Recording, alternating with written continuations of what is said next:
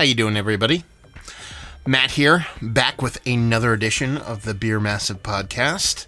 This time we take a stroll up the Massachusetts way and visit our friend Neil Kade from Gilded Brewing. I've known Neil probably almost of 2 years now, and he is a brewer and a brewery, as much as he would say he isn't, pumping out beers on a small scale. He's made that transition that most brewers do, from home brewing to commercial level stuff. Even though he's quite in the infancy of the brewery, he's pumping out some pretty interesting stuff. Really focusing heavily in the commercial side of things on the hazy IPAs, but has a deep and rich love for mixed culture, mixed fermentation beers, which would be the ultimate goal of Gilded Skull when they do open their spot. So he was kind enough and gracious enough to sit down and kind of chat some beer with us and talk about where they came from, where he's come from. It's quite the story, and where they're going to be, and drank some beers along the way. So without further ado, Neil Kade of Gilded Skull Brewing. What's going on, magical world of the internets? It's been a while since we've done one of these. The old Massive Beers or Beer Massif podcast is back. It's been about a year and a half since we've recorded one. Pandemic kind of put a kibosh on that. Before you guys, that pretty much everything we did was in person, face to face, which is kind of what we always want to do. But pandemic's getting better is no end near soon, so I kind of wanted to bring it back, and there's a bunch of stories that I wanted to help tell and talk to a couple different people in the brewing industry, and I figured one of the ones that I've been chomping at the bit to speak with, because we've been talking back and forth for almost a year and a half, 2 years, over 2 years now, or something like that. When's the first time we talked to each other originally? No, for those that don't know, this is Neil Kade from Gilded Skull Brewing. Yeah, how you doing? I think it's been a little under 2 years. A little under? Okay. Yeah, I kind of remember that period pretty vividly because of what was going on in my life. Yeah. I think it's about a year and a half. Yeah. And basically the way the story goes is that, we just started conversing, and he's like, hey man, I do the beer tubing thing on YouTube along with the podcast, and he's like, I'd love to send some beer off your way. And I was like, how dare you threaten me with a good time? And then it kind of went from there, and it's been periodical kind of drops of random beers from here or there, but a quick kind of ascent from you. I wouldn't say quick for me, from perceptually from my end of things. For you, it's been probably a bit over a decade kind of working towards this, from when you started to homebrew, correct, until it became more of a reality. So I mean, the past year and a half has probably been a crazy whirlwind for you, pandemic aside. Yeah, so I basically started homebrewing, I think, in 2012 or 13. Somewhere in there. Okay. But I didn't really think that anything was going to come of it, especially in the beginning. I started getting serious about it, I think, in 2014 when I met my wife. But I still didn't really think anything was going to come of it. I mean, I was like probably every home brewer out there. I had like those, ideas in the back of my head that I could do this. I would love to open a brewery, but you don't really think that anything like that is probably really ever going to happen. So I just homebrewed for fun. But I caught the bug and then definitely made up my mind, like, this is something I want to do, but it's opening a brewery is hard. It is not an easy thing to do. And I still barely qualify as a brewery. It's still very hard and still trying. But 2017 is when the business was actually incorporated. But it didn't really start to move until I got sick.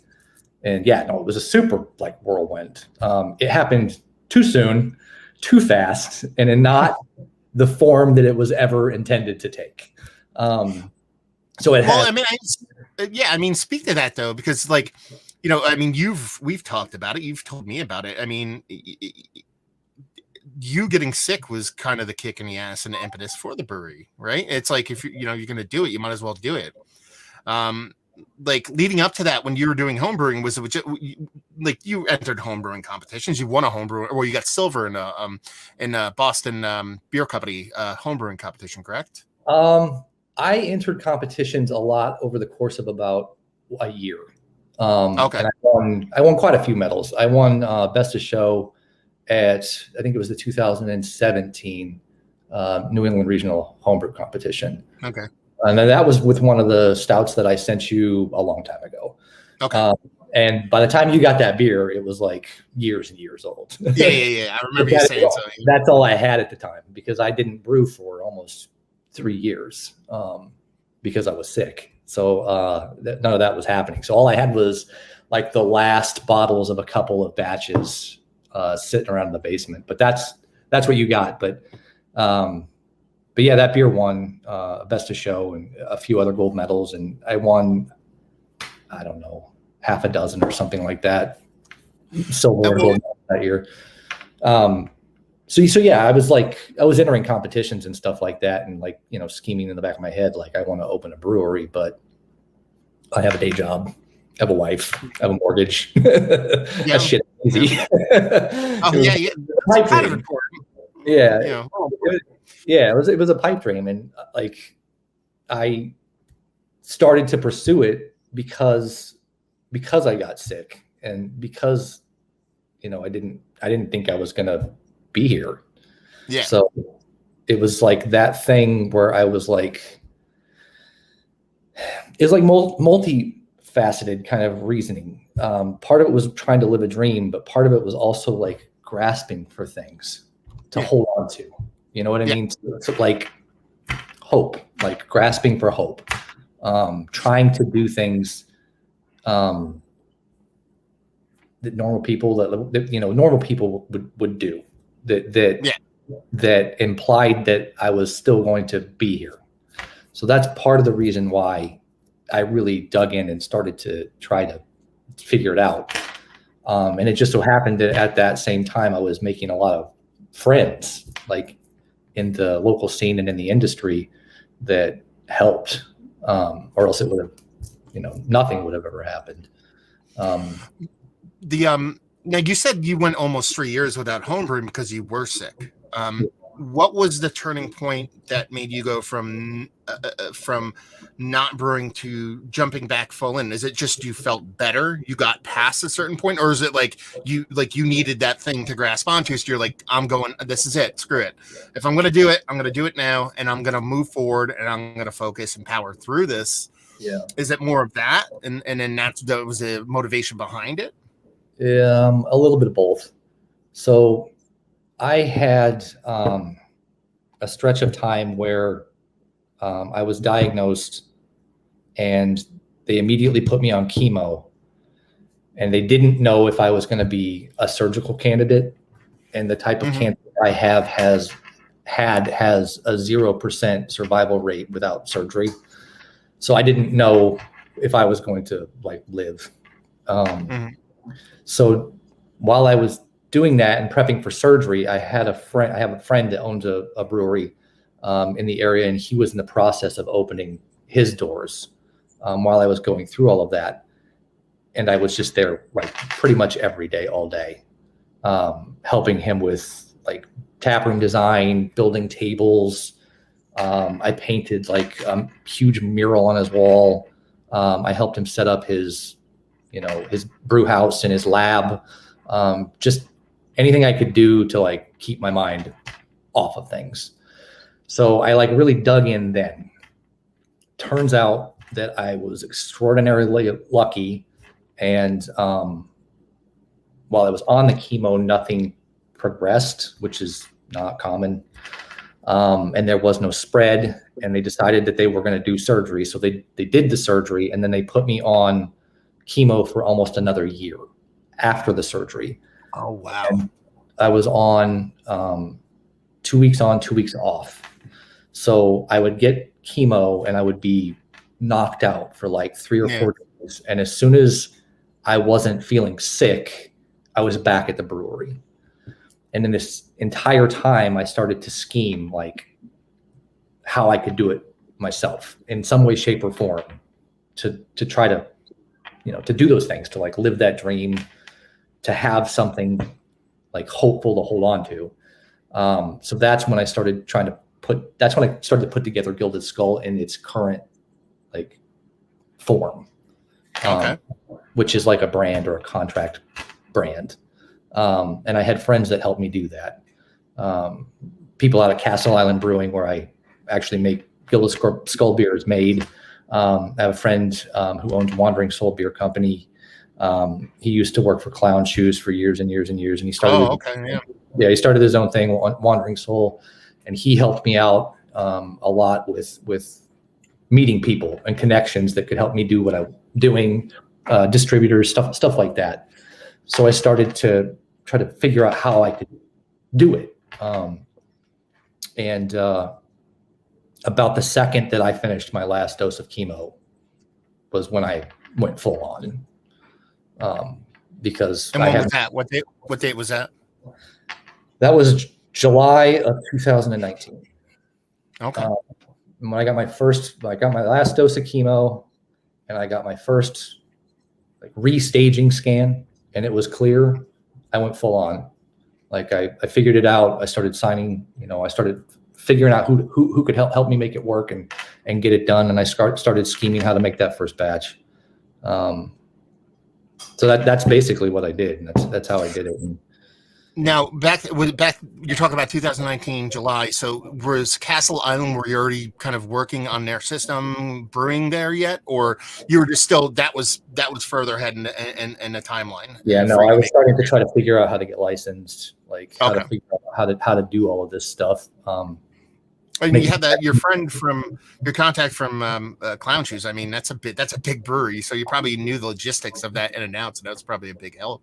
Yeah, and he's basically kind of did what I am doing already himself. So he kind of had the pathway already figured out, and he helped me navigate all of that stuff and the connections at Castle Island. He used to make beer at Castle Island, connections with distributors all over the place. So he helped me out with that stuff. But yeah, that's kind of when I started to pull it all together in its current form, which again, not what it was ever supposed to be. It was never supposed to be a brand. It was never supposed to be contract beer. It was never supposed to be IPAs. It was never supposed to be any of that stuff.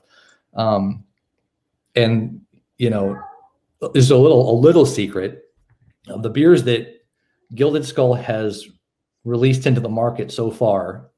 None of them have I ever brewed before because I was sick for years. And I'm not an IPA brewer. I like them. I brew them at home, but I don't brew them a lot. And the brand was never supposed to be about that. So when I put out the first Gilded Skull offering, Gilded Empire, I'd never brewed that beer before. Well, and that's actually one of the things that I wanted to talk to you about is because, my interaction with you and my experience with you has been what I assume is your kind of love, which is, wood-based beer, barrel-aged beer, mixed culture kind of stuff. And, but you predominantly now you produce pretty much, IPA, hazy stuff like that. And I see you kind of hesitantly talk about it when we talk, so now and then, like, because you haven't even ever sent me a hazy yet. It's always been some of the mixed culture stuff. Do you view that you brewing those kind of beers at a contract level, that wasn't the plan, that wasn't was intended, but do you view that as maybe a positive? Because with the pandemic, you had no option. You had to pivot. You couldn't open a tap room. Why? Because you're gonna immediately go to F under. You couldn't, you know what I mean? You couldn't do green glass bottle, like year aged. That you can't slow draw that stuff in a pandemic when no one's buying those kind of things. So you're in the process of opening a brewery. You kind of have to brew at somebody's facility and you have to produce hazies. Otherwise, you might as well just not do it because you're not going to survive. Do you think that's maybe a positive? It gives you a little bit of a kind of jumpstart and kind of focuses your brewery, even though it might not be the style you want to do. It at least gives you a direction you have to go, and you can just put your head down and grind it out. Yeah, so it's kind of a double-edged sword. Like I said, I'm making beers that I hadn't, well, not now, but then making beers I had not ever brewed before. styles that I do make, but I'm not making a lot of. So there was a little bit of, concern about that, but you know what? I didn't care. I just wanted to make beer. The only thing I care about is brewing. Like, it's my passion. I love it. So it was all good. I did not expect people to like them. I just expected I would throw out one batch of beer and that would be it. And I would have like quote unquote, live my dream and brewed beer for people. I didn't expect people to like them. I didn't expect to get the response that I got from them, because one, I wasn't that confident in them because I hadn't brewed them before. And two, I just figured it would just be, I really didn't think anybody would know about it, but people got the word out. Like, I have a lot of friends out there that helped get the word out. And for some reason, maybe it's the brand, it resonated, or my story, I don't know, but it seemed to resonate with people, and they snapped up the first batch. Like, it was gone in like less than 2 days. 30 barrels of beer was gone in less than 2 days. And, there are breweries that do that, but they don't often do it with a distribution model. Like, that beer was going out into the market and it was like gone. And each batch has done pretty similar things, which has surprised me.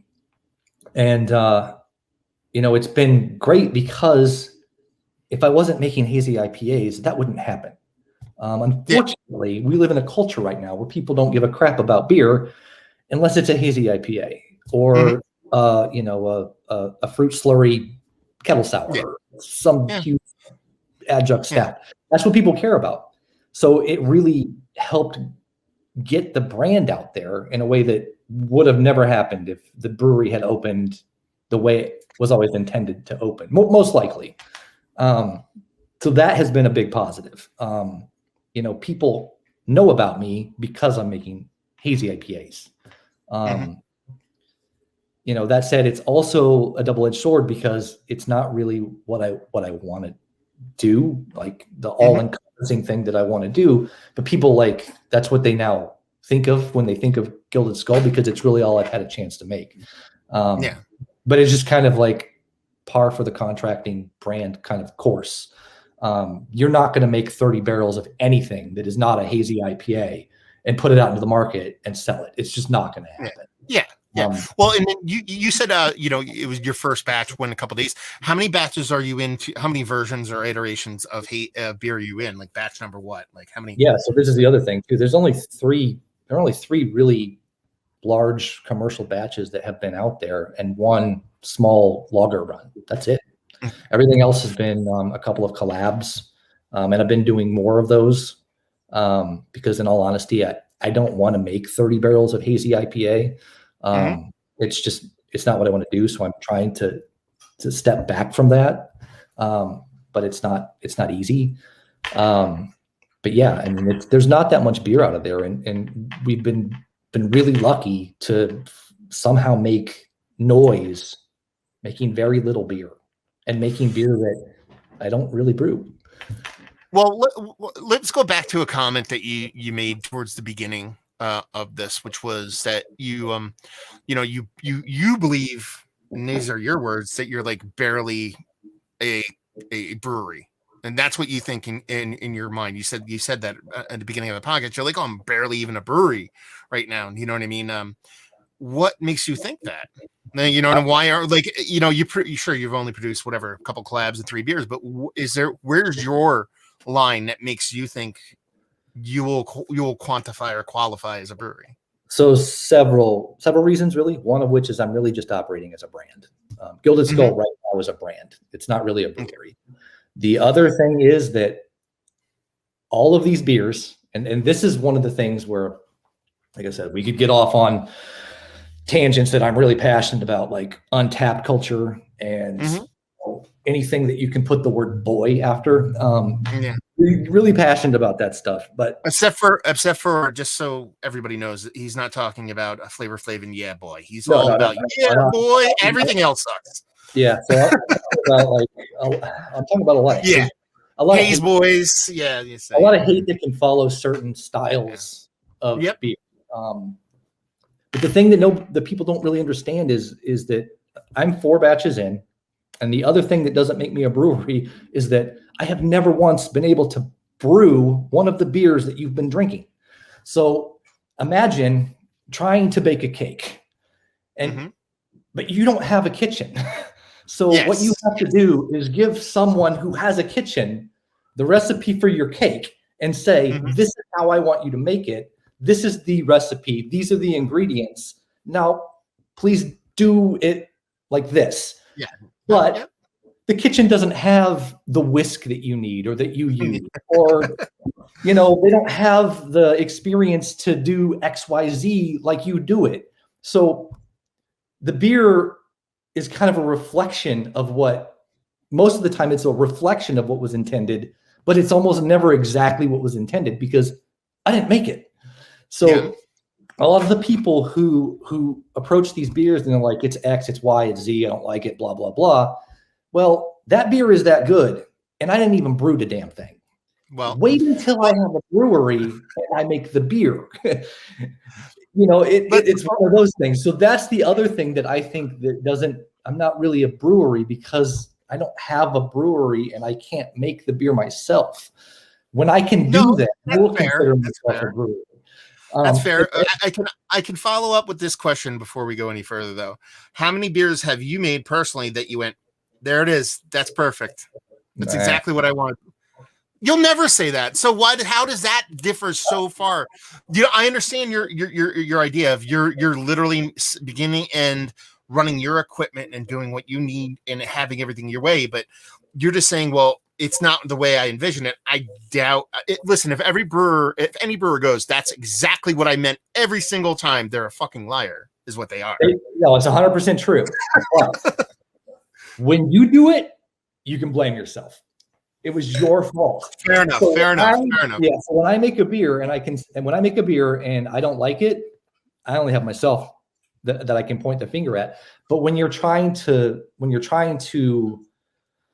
kind of work through this intermediary, there are a lot of things that can happen, and they're not always your fault. Sometimes it's just a process difference. Sometimes it's just something happens and you don't have any control of it because you're not the one. It's not your brewery. Yeah. Now, when your beer gets brewed, how involved are you in the actual process of it being made? Like in the brewery itself, like where are you at the stages of, from, mashing in to canning, like where are your fingers touching the beer? Yeah. So in that sort of relationship, what you are mostly there for is just kind of to be there during the brew day, but you don't really do any of the brewing. So what I mostly do is just drink beer. That's most of a brew day. It's called R&D. Yeah, you're there. But what is really happening is it's a recipe handoff, and then you figure out how you're going to brew it together, and you're going to figure out how to take what you do in your recipe and translate it to somebody else's brewery and somebody else's system and processes. That's the trick about contract brewing. Well, in addition to being able to do it in such a way that you don't lose money, let alone make any money. So there are a lot of compromises that typically have to happen when you do brew that way. Whereas if you had your own brewery, there might be some compromises, but usually not as many.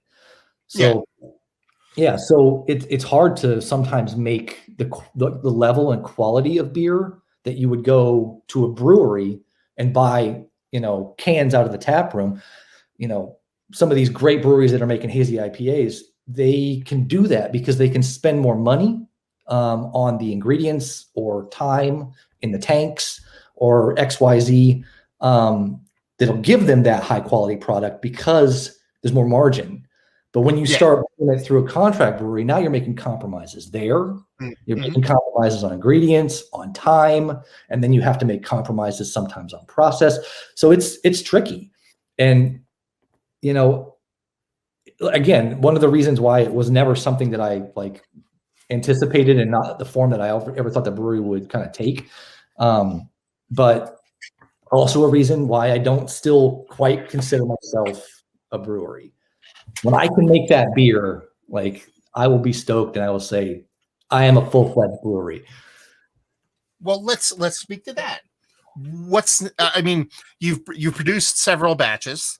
Have all of them sold relatively well? Yeah, I mean, everything is sold pretty well. There was a time at the end of last fall when I think everybody was having a little bit of trouble in the market because it's when everybody was pivoting. They had caught on to the fact that COVID wasn't going away, and all beer from all of these states started to kind of flood the market. So people that put out batches last fall had a hard time.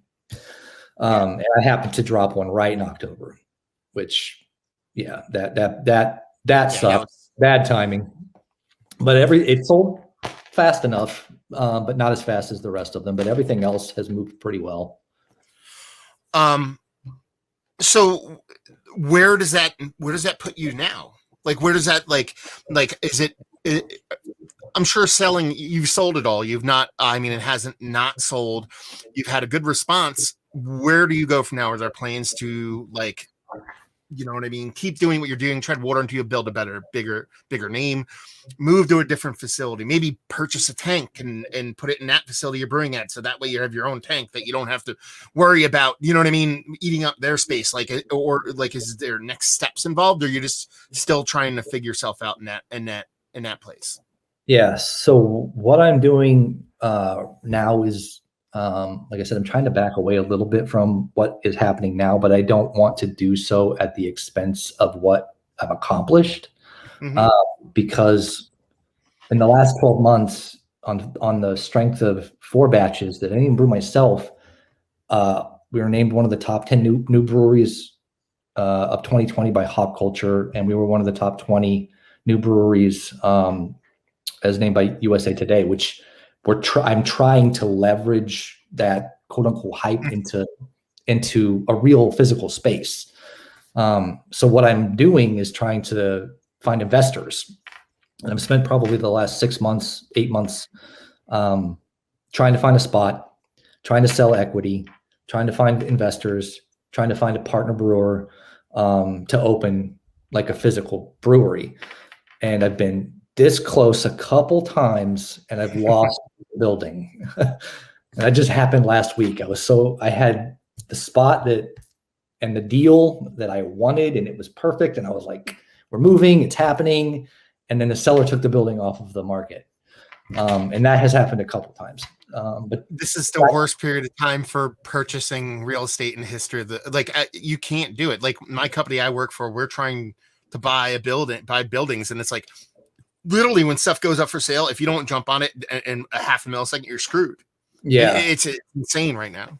It was a building, and I had a partner lined up that was going to buy the building, a developer, and we were going to be partners together on the building. So it wasn't going to be a lease; it was going to be a purchase. And the seller decided that he was going to be better off to try to use it for his own business, and he convinced the town to give him a use variance for what he wanted to do with it, and they actually gave it to him. And when they did that, he took it off the market, and we lost it. But I was this close to we had architects coming in, and we were starting to master plans, and it was Well, let's do this. Let's kind of reverse track a little bit, go back to a little bit of what you probably want to talk about, which is what I want to talk about too. So you've built this kind of this bit of street cred, this bit of pub via Gilded Skull producing hazies, and you're on the cusp of moving forward with physical building in a layout that you want. What is going to be Gilded Skull when that happens, as opposed to maybe what people, Pop Culture, USA Today perceives it or pushes it as? So the last beer I put out was a pre-pro lager, and it was a small batch, and that is leaning more into what I want to do. What I am most passionate about is mixed culture fermentation, extended aging in oak.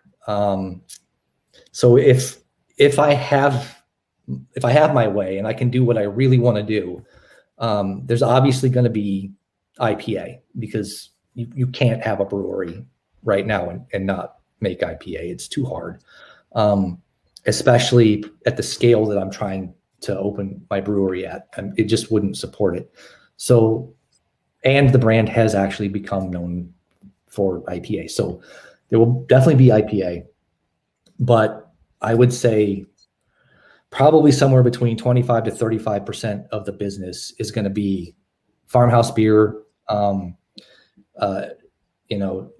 American wild ale, if you want to call it that, but mostly probably Belgian inspired farmhouse beer, extended aging in oak, open fermentation. I like to ferment in stone, so I would like to do Soleras in granite fermenters, things like that. That's what I'm most passionate about. Low ABV, Saison, hoppy stuff, bitter stuff, because that's the way Saison used to be. It was not 5.5%, 6%. It was 3%, and it was 40. Speaking my language right there, brother. Yeah, that's the stuff. That's the stuff I'm most passionate about. It's the stuff I like to make the most. It is probably the hardest thing that you would probably sell. There's not a big market out there for a 3% mixed culture Saison that's 40 IBUs. It's just not a lot out there, and the time and effort that it takes to make a beer like that, and the way that the current beer culture places value on ABV and not ingredients, quality, time, makes it hard to sell that type of beer. But I don't care. I'm going to make it seems like it's coming around a little bit, because there are some breweries that are spearheading that, like breweries that do make hazies, that are really starting to focus and pivot towards like mixed culture, low ABV stuff at a relatively at a profitable but not outrageous price point. That it's in, and that's the thing. The beer culture is so new. You know what I mean? Like, there's so many people that just gotten a beer over the past several years, 5 years or so. They haven't worked their journey. Typically the journey that takes you to Belgian beers and farmhouse beers, they'll get there. That market will appear. It just might take a little bit of time. I hope so. And in the greater Boston area, that niche has been and gone. It's disappeared. Hazy IPA has pushed that out.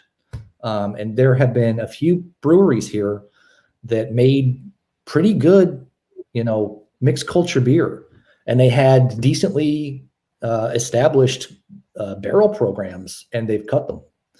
And I don't know, I'm sure Mystic, right? Mystic, Mystic. Gone. Yeah. And not just gone. Before they were gone, they completely changed up their model. I remember them, because they're trying to save themselves, and it just didn't work. They made some fantastic beers. It's one of my favorite breweries in all of the area, and not just mine. There were a lot of people out there that love that brewery for what they initially did, and what they did at the end too. I'm not gonna lie, their IPAs were good. But there's also there's the flip side of that coin too, when you have places like Notch and Sylvaticus that are really just lager breweries that make small batch beer or small low ABV clean beer. Maybe not strictly farmhouse stuff, but even like I know Fox Farm makes a bunch of hazies, but they do a lot of mixed culture stuff and low ABV stuff. There's a room for it. Again, it's not easy. I'm not saying it's going to be like, oh, you just do it and it works, but it can be had. It can be done. It can be had. So Sylvaticus is one of those breweries that is making a go of it. I love those guys. They're one of my favorite breweries in the area because of what they do and how good it is. But they're not in the greater Boston area. They're a little bit further out. But if you get in around the city, making that go is hard. And are you dead set being a Boston brewery? Are you there's no option for you but to be a Boston brewery? If I could do exactly what I want to do, I would probably be in Vermont, Maine, or New Hampshire, in the middle of nowhere, brewing in a barn for myself. But I'm kind of stuck here because this is where I work. I have a day job right smack dab in the middle of Cambridge, so I'm kind of stuck in this area. That said, most of what I've been looking at in terms of locations, is kind of outside of the city because of the price point. You can't find anything in and around the city for, a reasonable price.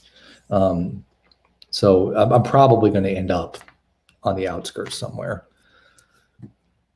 So let's speak to the homebrew side of things that you're probably, I assume, are still banging at quite often, doing mixed culture stuff and stuff like that at home, just to kind of keep on top of those things. Like in that space, like how much do you produce in a not? Ooh, hey, what do we got going on there? Wax.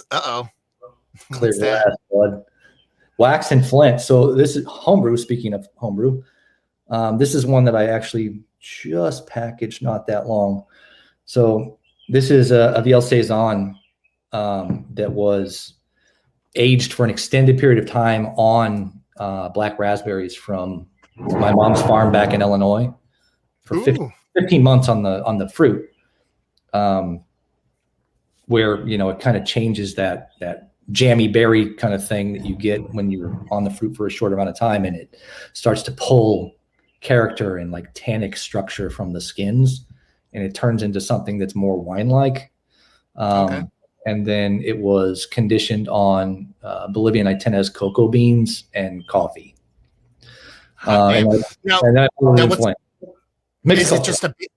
It's a mixed culture base, like farmhouse base, like it started life as a mixed culture spelt Saison. Okay. Yeah. And then the clear glass is just because you want it to be affected by light, or that there's not really a ton of hops, so you don't give a shit. It's all aged hops. So this has all it has in it is 12-year-old Willamette leaf hops, so they're aged. Okay. So you don't run the risk of light struck that you run with like fresh hops. Aged hops don't tend to suffer that like fresh hops do. So you can get away with clear glass like that when you're only using aged hops, and there's not a lot in here.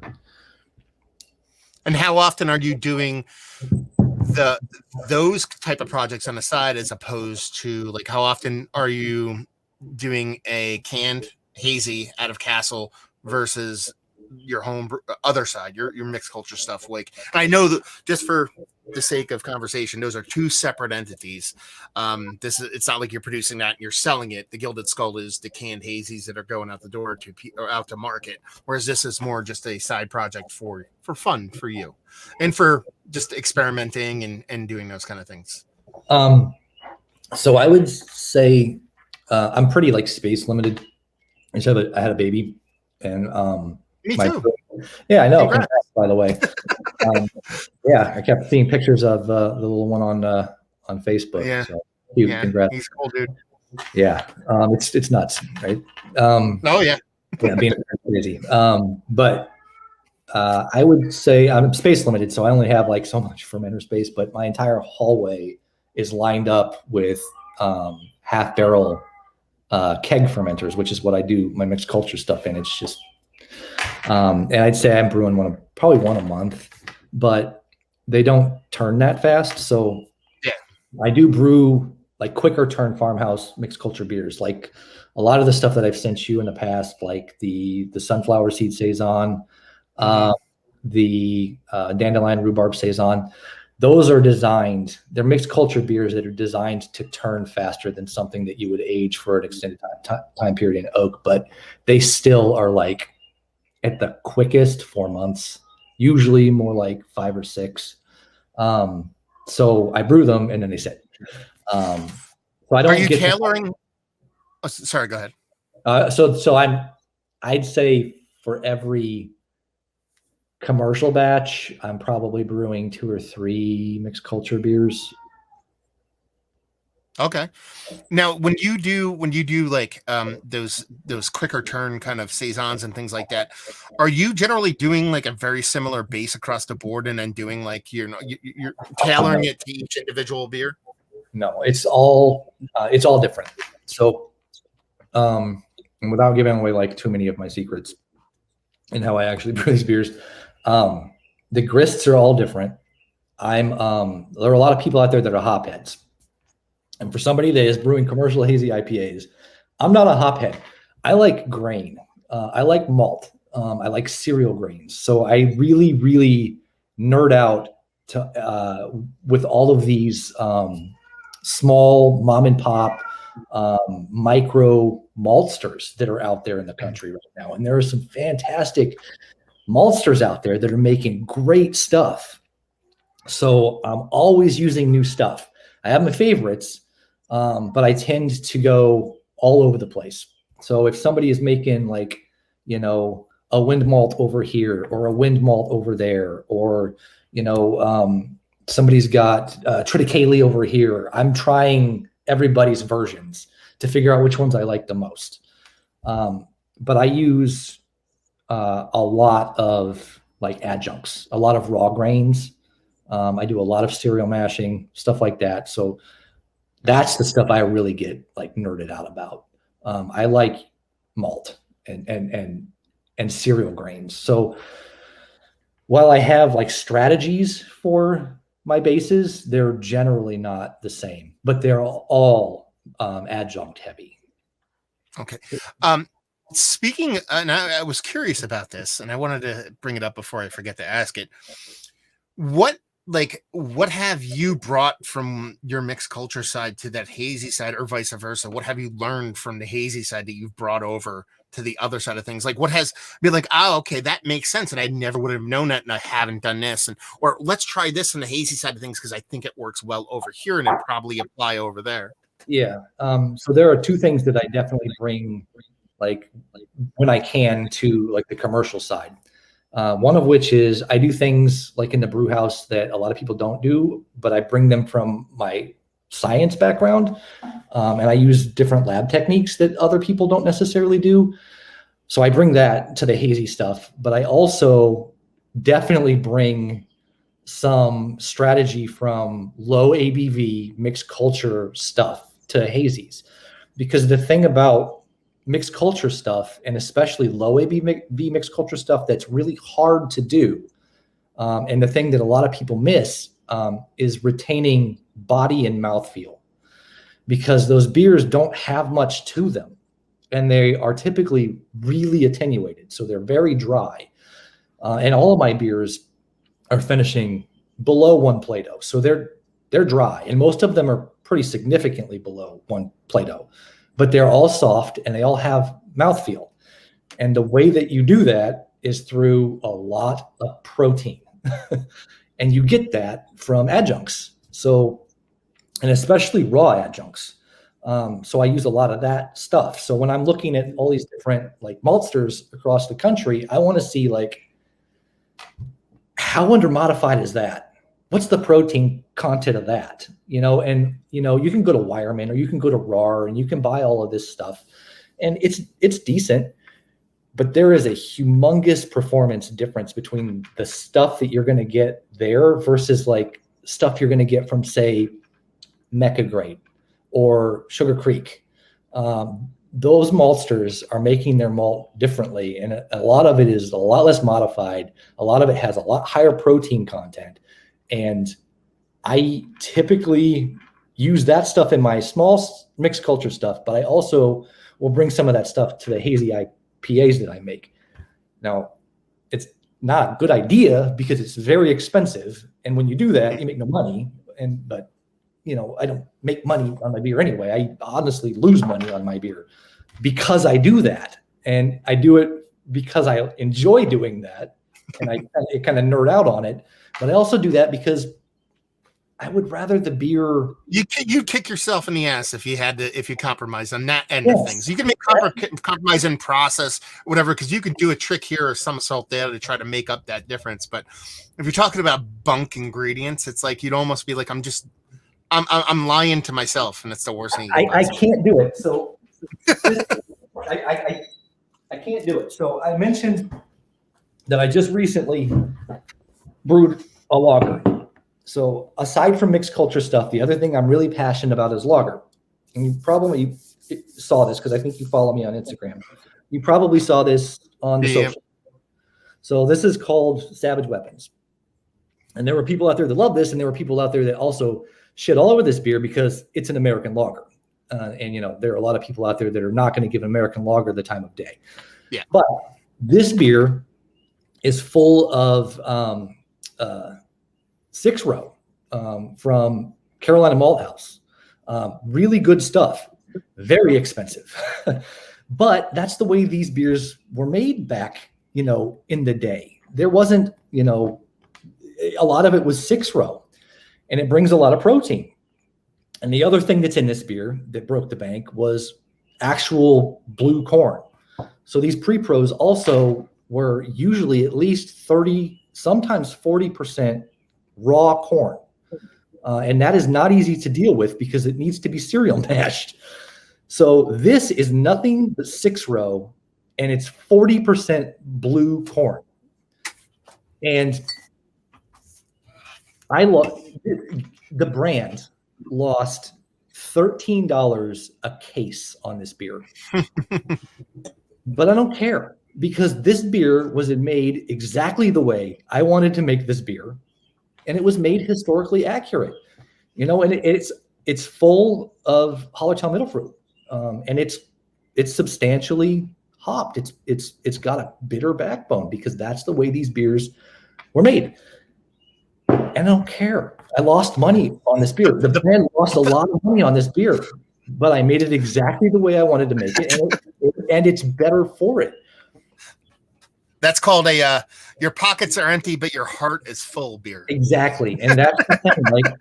Like I said, I'm not an IPA brewer. The brand makes IPAs. This beer is not that, and it's not. I didn't make any compromises on this beer. I brewed this beer exactly the way I wanted to brew it. And I lost a ton of money on it before it was even out the door, but I didn't care because I made the beer that I wanted to make. I'm proud of it, and I made it the way I wanted it to make it. Well, let me ask you that. Like ultimately, if things go as planned and things go the way you want them to go, you'll continue to produce the beers that you're producing now out of Castle Island, correct? Is that where you're doing it out of? And, you know, they'll probably mostly be hazies, a little bit of different stuff here and there. If you do open your own brewery, you're obviously still going to make IPA, but you're going to do different stuff. Is it all going to be under Gilded Skull, or are you purposely going to separate those two entities? No. So the goal is to not contract brew ever again. So what I want to do is open. No, I mean, as far as name, are you going to have like it's just Gilded Skull? Yeah. So I've thought about that many times because Gilded Skull has become something that it wasn't supposed to be. Mm-hmm. I've thought about like a rebrand, but I've started to like actually build a name, and I don't know. You don't want to throw that away.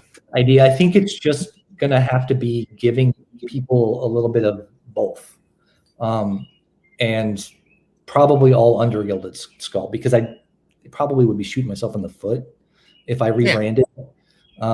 Plus, you might like skulls, you might not. But I think I have a strong brand. There's a lot of, it's very visual. I think there's a lot there to work with. Nothing sexier than gold on black, man. Come on now. Yeah.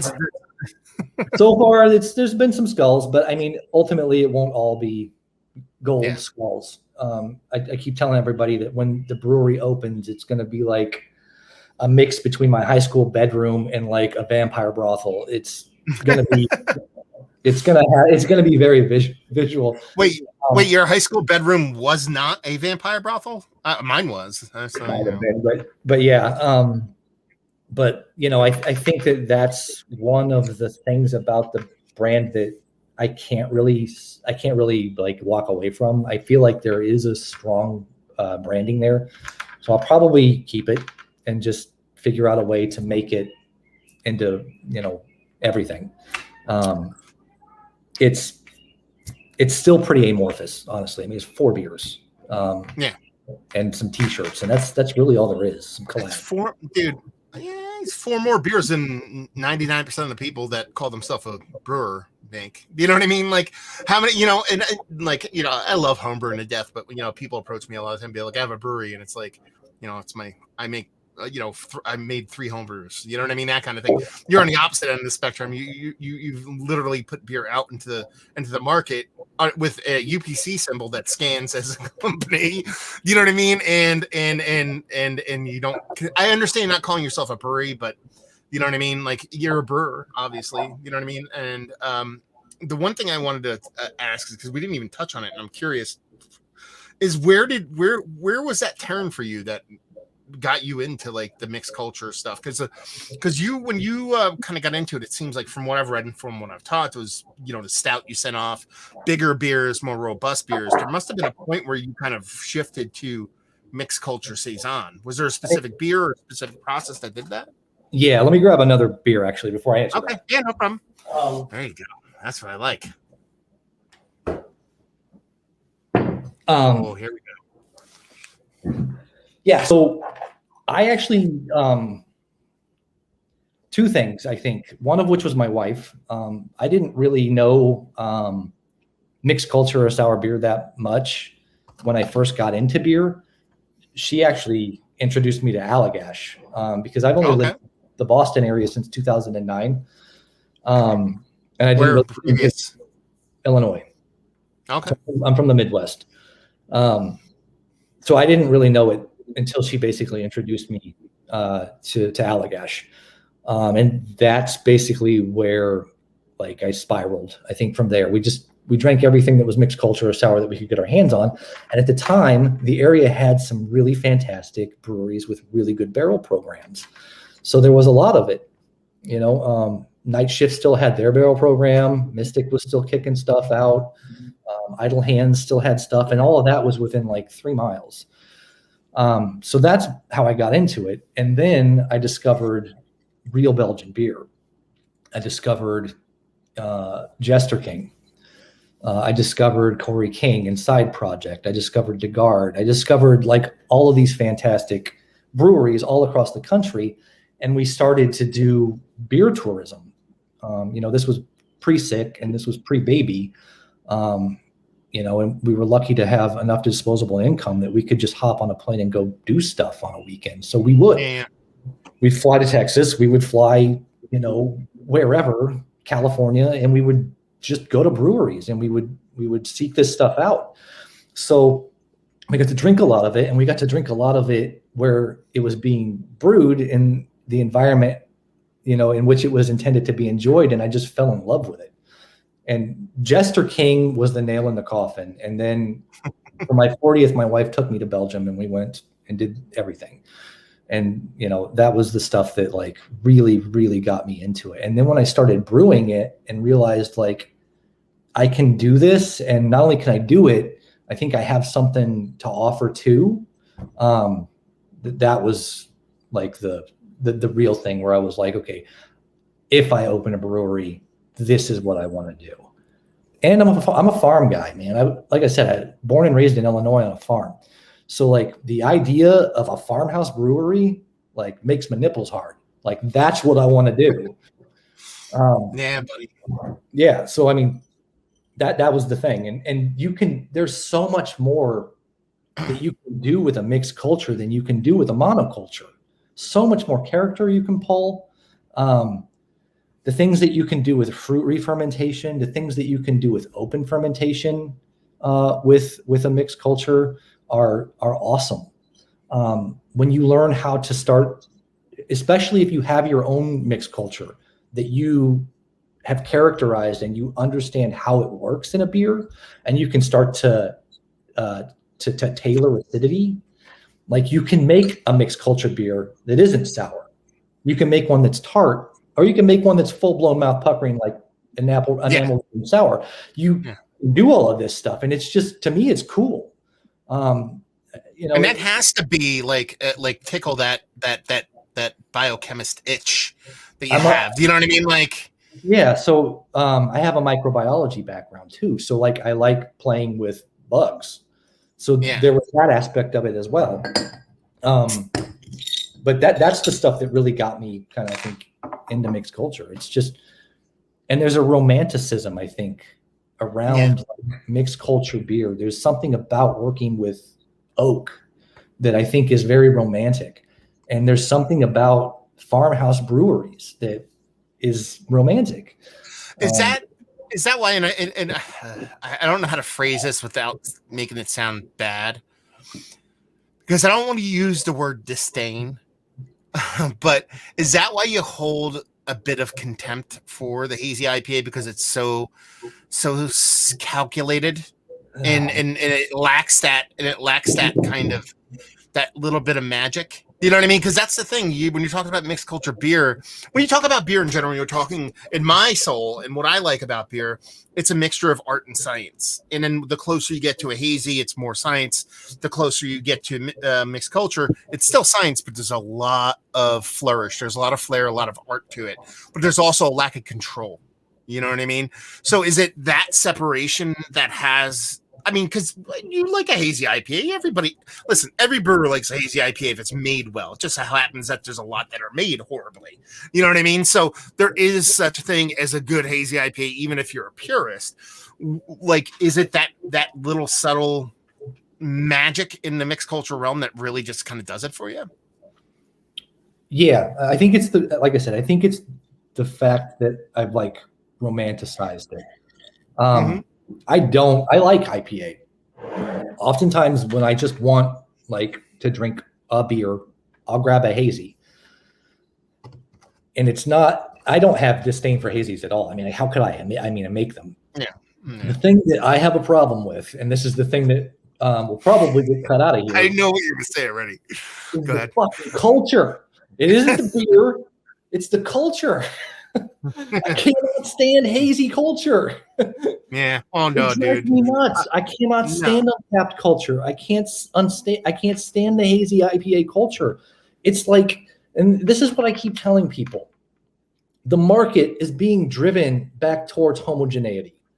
The market, it's all about hazy IPA, and it's like those macro lager drinkers of 10 years ago that craft beer fought so hard to educate people about craft beer and to move away from that and move away from that homogeneity. Those macro lager drinkers of 10 years ago are now your haze boys, and everything is pushing back towards homogeneity again at the expense of craft beer as a whole. It's insane.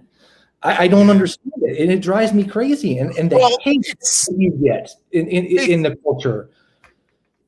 It's understandable, man. You have to, like, half the people, and not to make this like the old guy curmudgeon podcast, but it's like, like, I love hazy IPA.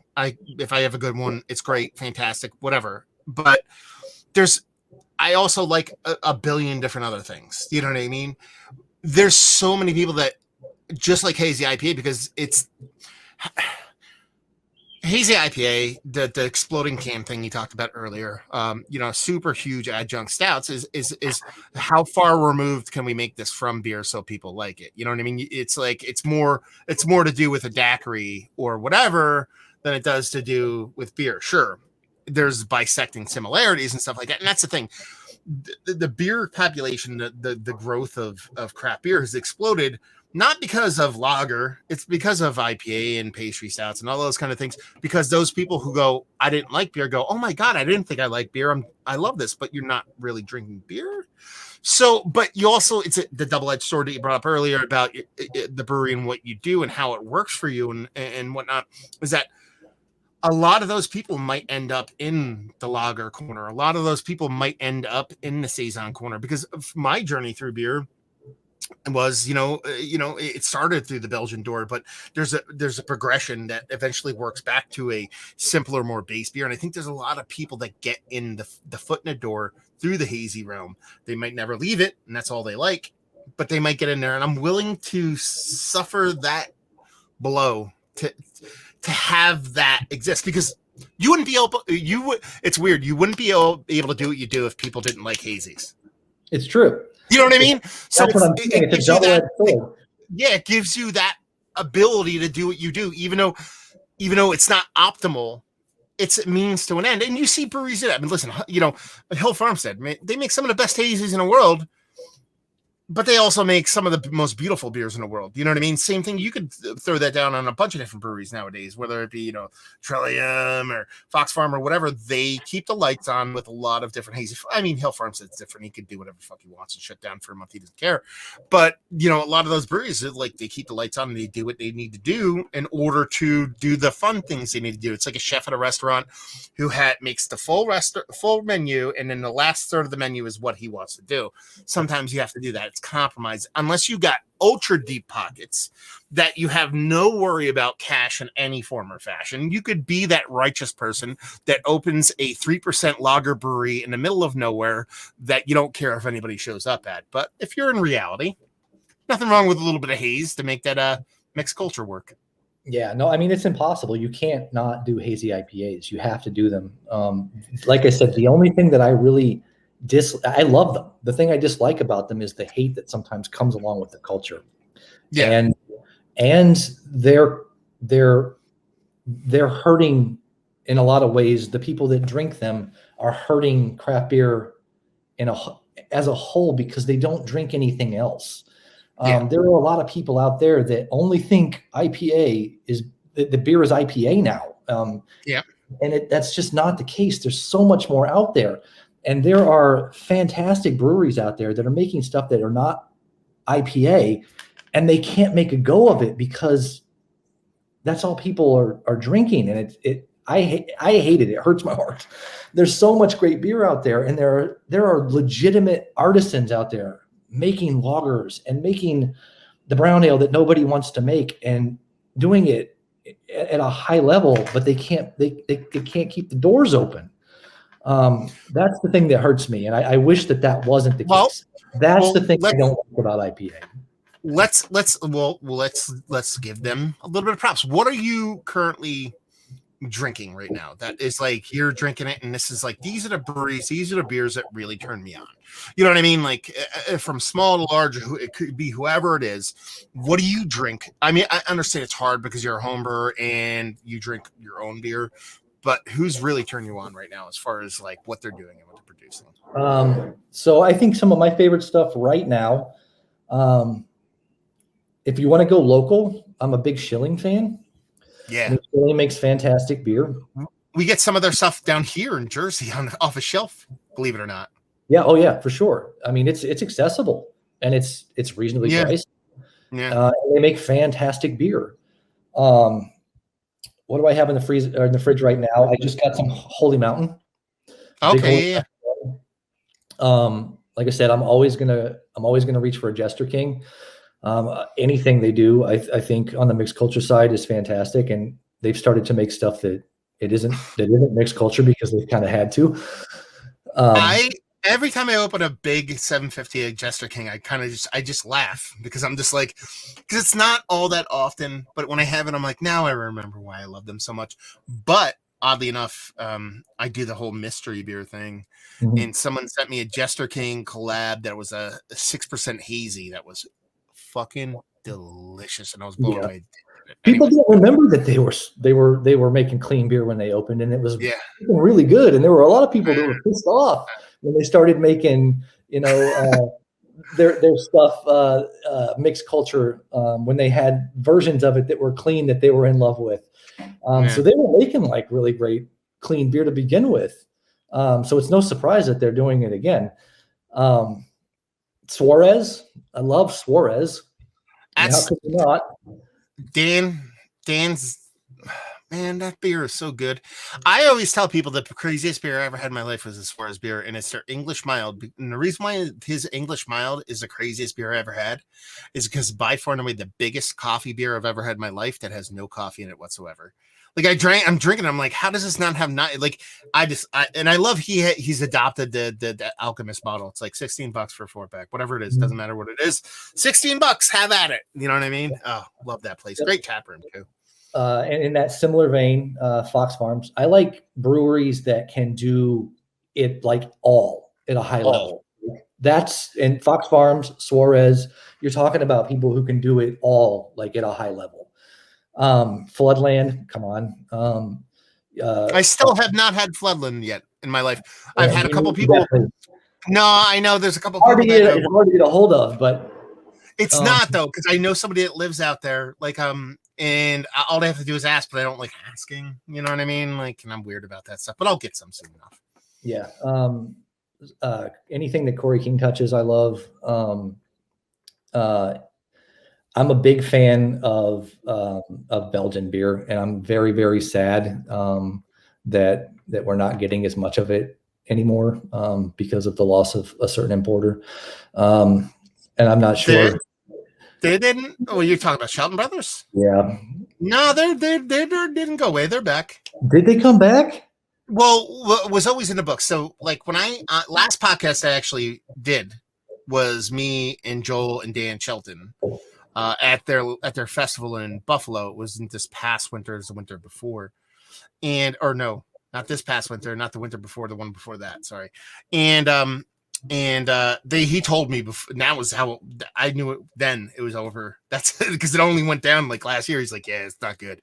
I was like, okay, and a buddy of mine who works for them, they're like, it's going to be fine. Like they're like the Shelton brothers aren't going to be in control of the company anymore, but their portfolio is still going to exist. Yeah, I hope that happens. It's they actually they put an announcement out about a couple weeks ago saying our rumors of demise is like blown out of proportion. We're back, blah blah blah. They actually made a and I understand because they had a huge, crazy, awesome, European. I mean, everybody from they were Phantom, Dre Fontaine. Like they let's put it this way: even if they didn't go away, those beers are going to find their way to market. Yeah, I mean, the first thing I thought was cry, like I shed a tear, and then the second thing I thought was somebody is going to buy this. The portfolio is too good; it's too valuable. Yeah, so they'll be back because even this, I think they brought Kuhlenbacher, which this is their Pilsner, and this is fresh, and this is a Shelton Brothers beer, and it looks like it was brewed earlier this year. So I think they've still been processing. I think it was probably red tape and bankruptcy. I think they got bought. I'll have to ask my buddy. I think they got bought by a company out in California, a big distributor out there that's just not going to do anything. Like they're just going to let them keep doing what they do out there, kind of like the way what is it? What's that brew? Duvel, kind of how Duvel fires Walker and stuff, and they're just like keep doing what you're doing. I think that's what's happening, but who knows? I'll find out eventually. But I mean, Belgian beers. You're talking. That's how I got into beer. That's my favorite shit of all time. So, I mean, there are so many like amazing breweries in Belgium that I just wish we could get more of. And I wish more people knew about. So anything that's coming out of Belgium, pretty much in love with, especially if it stays on their mixed culture. I love what Muckraker's doing. I think stuff is really, really good. Tom is. I'm 45 minutes away from Muckraker. Yeah, I'm jealous. Yeah, that Tom is such a good dude. I found out about him through John Hall from All About Beer. Well, no, he's not Hall. He's a Beer Edge magazine now. He's John Hall. He's one of the biggest journalists in beer. But I did a podcast with him, and he broke out some of Tom's beers before he actually opened a brewery. And I was like, "What the fuck is this?" So before Tom actually opened a brewery, I did a podcast with him. I was like, "Let's do a podcast." He's like, and he's kind of like you, like. I don't even have a brewery yet. I'm not even open. I was like, I don't care. We're doing it. You know what I mean? So, yeah, he's such a good dude. He makes such fun beer. I'm telling you about somebody that's probably not had a great time during the pandemic was him because he was the model that was least pandemic proof. He was on making fruited, sour, mixed culture beers that you have to come and experience in a tap room and get and buy bottles of from me. Like he was like don't open this during the pandemic, and he opened and like 8 months later it happened. So the fact that he's still open and it's not been easy is I'm very happy for him. Yeah, that's one of the reasons why, like I said, hazy IPA I'm not going to stop making. You have to make them, and it really needs to be like a big portion of the business if you want to keep the lights on, and you need to be making them well, especially in this area. Like Boston and Massachusetts is spoiled for hops. mean, there's there's also there's a place called Vermont too. And there's Vermont. Yeah, exactly. I mean, so it's like if you try to open a brewery making hazy IPA around here, it's it's hard, but you have to do it. So yeah, I mean, those guys on the lager. Have you ever heard of a little brewery in Texas called Rough House? I've heard the name before. I have not had anything from them. They're doing really interesting stuff too. I think they have a portion of their barrel program in like a small cave on their property, which is pretty interesting. And I think they're doing a lot of stuff in oak, a lot of food stuff like that. Lager Beer Stat out in Colorado. Like if you like lager, beer stat and stuff like that. Yeah. Fantastic stuff. Selvatic is here, does really great stuff. Well, that's the thing, and I guess that's a good way to kind of like make it go full circle. And that, like, you know, there's so much hazy IPA, and so many breweries are pivoting to just produce that. You know, I mean, how many hazy IPAs I see on the shelves locally to me coming out of Omegang? You know, I mean, breweries you never thought would just lean into that style so much. But we have this. We had what? Did you see the recent Dogfish Head, the one that they're doing with like oat milk? Like everybody. Yeah, but but while that conversation's being had about hazies, we can still have this conversation about all these great breweries opening up, making lager, making mixed culture, all those kind of things. That's what keeps it going, baby. That's what makes you love life and know that there's definitely a light at the end of the tunnel. So you don't have to. We're just not going to live in a hazy IPA and macro adjunct lager world. Yeah, right? I promise you that. I'm hoping that a lot of it comes back around. Like you said, 4 or 5 years ago, I would 100% agree with you. People would find their way to those beers from hazies. I'm just a little scared that people aren't doing it quite as much as they were then, because a lot of that beer is just kind of fallen away to the hazy. But yeah, it's something I'm definitely very, very passionate about. That I want to, and I do it all the time. I advocate to my friends. I advocate to people that I'll actually sell a hazy IPA to. Try this lager, or try this, or try that. If you like this, you might like this. Like this. Speaking of homebrew beer, this is a mixed culture beer that I made as a pilot batch for people that like hazy, and it's like 4%. It's a saison base, mixed culture. It's tart, and it was conditioned on 8 pounds per gallon of fresh cantaloupe and fresh peaches. And then it was blended with just a little bit of a hazy IPA with Sultana, Citra, and Galaxy. If people like hazy IPAs, they would probably really like this, as long as they can deal with a little bit of acidity. So like, I hand somebody a hazy IPA and be like, now try this. I think you'll like this. To try to, to hopefully get them to open up a little bit and consider some other things, because there's so much more out there. And then from there, hopefully I can convince them that they need to drink a pre-pro. Well, that's and you know what? That is why the Gilded Skull home base needs to come to fruition, because it's really to make those in moves on people like that is very much a taproom thing, where they come in and they order the hazy and they be like, hey, what do you want next? You don't know? Try this. And then you can kind of caress them and work them in the direction that not you want them to be, they need to be. That's more important. Yeah.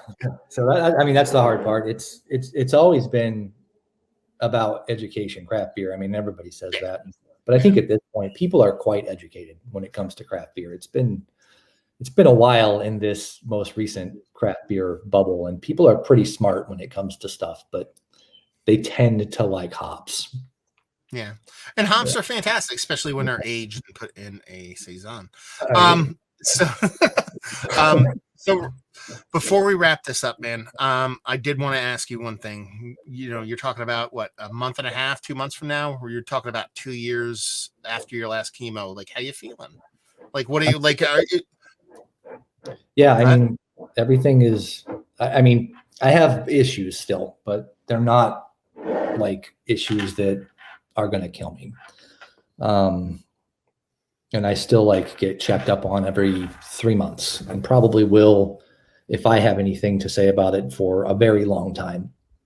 And everything keeps coming back okay, which is great, because like I've told many people many times, it shouldn't be.